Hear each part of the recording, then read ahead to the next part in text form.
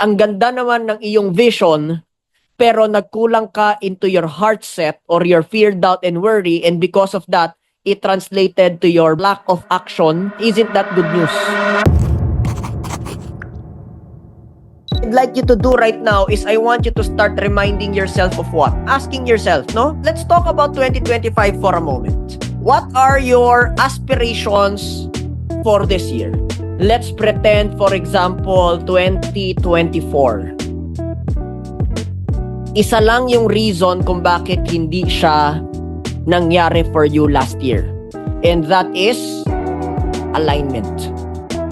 Ano yung alignment, ladies and gentlemen? The reason maybe kung bakit maganda ang 2024 nyo for some of you, it's because simple lang, you were aligned. The reason maybe kung bakit hindi maganda yung 2024 nyo, simple lang, is because you were misaligned. So I want you to start taking a look into not just the alignment that we're talking about. Ang tanong ng iba sa atin dito, Coach, saan ba ako naging misaligned? Good question.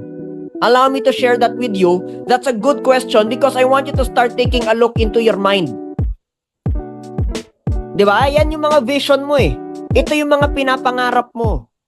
So maybe, ang mind mo dito is positive. However, when you now start to take a look into your heart, maybe that's where you start to put in negative. Bakit? Because napuno na siya ng what? Fear, doubt, worry. And maybe dahil napuno na ito ng fear, doubt, and worry, yung heart set natin medyo hindi na siya gumana. Quote-unquote, self-sabotage. Yung mga action ko, yung body ko is full of what? Hesitation, distraction, procrastination. Now, kung alam mo na pala na yung reason for your 2024 is because you were misaligned, kung alam mo na pala na yung reason for your 2024 is ang ganda naman ng iyong vision, pero nagkulang ka into your heart set or your fear, doubt, and worry, and because of that, it translated to your body or into your lack of action, or yung tawag nila dito is inaction. Ladies and gentlemen, isn't that good news? Ha?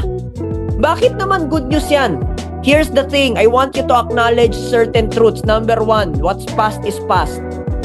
Kahit na anong regret mo of what happened in the past, hindi mo na yan mababago. Kahit na anong shame yung naramdaman mo last 2024, it already happened.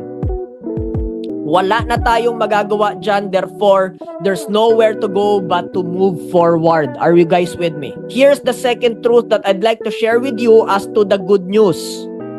And that is, the starting point of all change is awareness. Awareness about what? Awareness on what's effective. Ano yung mga magandang nangyari na pwede mong ituloy, pwede mong i-continue, at ano yung mga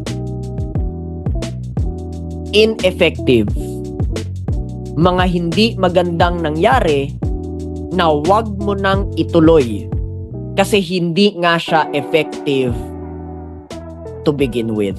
Are you guys with me?